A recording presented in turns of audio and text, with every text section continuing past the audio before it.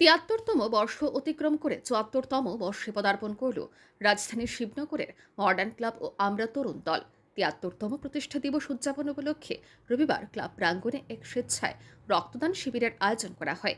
এই রক্তদান শিবিরের উদ্বোধন করেন রাজ্যের মুখ্যমন্ত্রী প্রফেসর ডক্টর মানিক সাহা। অনুষ্ঠানে উপস্থিত ছিলেন রাজ্যের রাজ্যসভার সাংসদ রাজীব ভট্টাচার্য, আগরতলা পৌর নিগমের মেয়র তথা বিধায়ক দীপক মজুমদার, স্থানীয় কর্পোরেটর সুখময় সাহা সহ অন্যান্যরা। প্রদীপ প্রজ্বলন করে রক্তদান শিবিরের শুভ সূচনা করেন মুখ্যমন্ত্রী।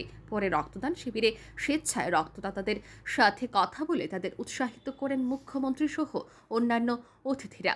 অনুষ্ঠানে বক্তব্য রাখতে গিয়ে মুখ্যমন্ত্রী বলেন, সমাজ এবং পরিবেশকে সুস্থ রাখতে সকলকে সচেতন হতে হবে, রক্তদানে সকলকে এগিয়ে আসতে হবে। মুখ্যমন্ত্রী বলেন, ড্রাগস এবং এইচআইভি সম্পর্কেও জনসাধারণকে সজাগ থাকতে হবে।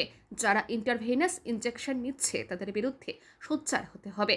এতে কী ধরনের সমস্যা হতে পারে সে সম্পর্কে মানুষকে জানাতে হবে। মুখ্যমন্ত্রী বলেন, রক্তের মধ্যে ডব্লিউবিসি বা হোয়াইট ব্লাড কর্পাসল থাকে। এই ডব্লিউবিসি রোগ প্রতিরোধী ভূমিকা পালন করে।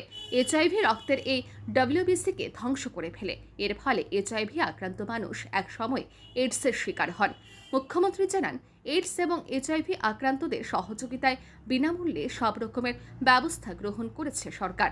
শুধু তাই না, আমরা যখন এই ব্লাড দেওয়ার ক্ষেত্রে আমাদের একটা ভয় থাকে যে ব্লাড দিলে আমার শরীর খারাপ হবে, কিন্তু আসলে তার নিজেরও কিন্তু স্বাস্থ্য পরীক্ষা হয়ে যায়। তো এর জন্য এই বিষয়গুলো নিয়েই আমাদের মানুষের কাছে আমাদের যেতে হবে।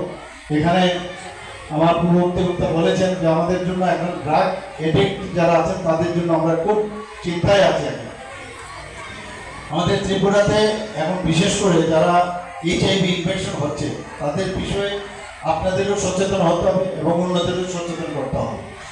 যারা বিশেষ করে আমরা জানি যে এইডসে আক্রান্ত হচ্ছে, এইচআইভিতে আক্রান্ত হচ্ছে, এটার অনেকগুলো কারণ আছে, কিন্তু তারপরেও যারা ইন্ট্রাভেনাস ইনজেকশন দিচ্ছে তাদের বিরুদ্ধে আপনাদের সোচ্চার হতে হবে এবং এতে করে কি সমস্যা হতে হয় সেই বিষয়গুলো মানুষের কাছে আনতে হবে।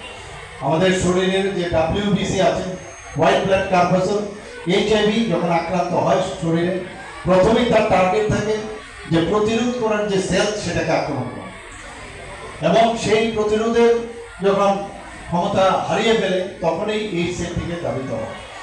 এবং একবার এইচআইভিতে আক্রান্ত হলে সেটা কিন্তু নির্মূল করা যায় না, কিন্তু আমাদের যাতে ভাইরাল লোড কমানো যায় তার ব্যবস্থা আমরা আমাদের বিভিন্নভাবে যে রেট্রোভাইরাল থেরাপি আমাদের বিনা পয়সা আমাদের বিভিন্ন সেন্টার থেকে দেওয়া হচ্ছে। এই অনুষ্ঠানে বক্তব্য রাখতে গিয়ে সাংসদ রাজীব ভট্টাচার্য বলেন, পরিবেশ এবং মানসিকতার পরিবর্তনে সরকার বিশ্বাসী। এ লক্ষ্যে সরকার কাজ করে চলছে। এর সুফল ইতিমধ্যে মিলতে শুরু করেছে। পূর্বেকার ক্লাবগুলির মধ্যে অস্ত্র এবং পেশি শক্তির দাপট চলত। তিনি আরও বলেন, বর্তমানে ক্লাবগুলোর মধ্যে কে কত বেশি সামাজিক কর্মসূচিতে অংশ নিতে পারে তার প্রতিযোগিতা চলছে। সাংসদ আরও জানান, গত বেশ কয়েকটি শারদ উৎসবের সময় রাজ্যের আইন শৃঙ্খলার সুন্দর পরিস্থিতি লক্ষণীয় বিষয় ছিল। যে আমাদের সরকার, আমাদের মাননীয় মুখ্যমন্ত্রী বিশ্বাস করেন যে আমাদের এই সমাজ, আমাদের এই পরিবেশ, সেটাকে পরিবর্তন করতে হবে, মানসিকতাকে পরিবর্তন করতে হবে। গত কিছুদিন আগেও আমি এই কথাটা বলেছিলাম যে আমরা একটা সময় দেখেছিলাম যে ক্লাবগুলিতে অস্ত্রের জলকালি, মাসুল পাওয়া, এবং এখানটা একটা মানসিকতার পরিবর্তন হয়। এখন ক্লাবের সদস্যদের মধ্যে কম্পিটিশন হয় যে আমাকে কত সামাজিক কর্মসূচিতে অংশগ্রহণ করতে পারে। সেই যে মানসিকতার পরিবর্তন, এবং গত কয়েকটা পূজা, দুর্গা পূজা যদি আমরা লক্ষ্য করি, যে আমাদের সরকার সবচেয়ে যে জিনিসটা প্রায়োরিটি দিয়েছে সেটা হলো ল এন্ড অর্ডার, আইন শৃঙ্খলা, এবং এই আইন শৃঙ্খলার উন্নত হয়েছে বলেই আজকে কয়েকটা পূজার যদি আমরা দেখি, দুর্গা পূজা থেকে শুরু করে একদম কালী পূজা, এখন তো গণেশ পূজারও অনেক আরো পরিধি বৃদ্ধি হয়েছে। এই যে পূজার মৌসুম, অর্থাৎ এই আনন্দের উৎসব, সেটাকে আমরা যথাযোগ্য মর্যাদায় আমরা প্রতিপালন করতে পারি এবং তা নির্বিঘ্নে সম্পন্ন করতে পারি, এটা আমাদের কাছে সবচেয়ে গর্বের বিষয়, অ্যাচিভমেন্টের বিষয়।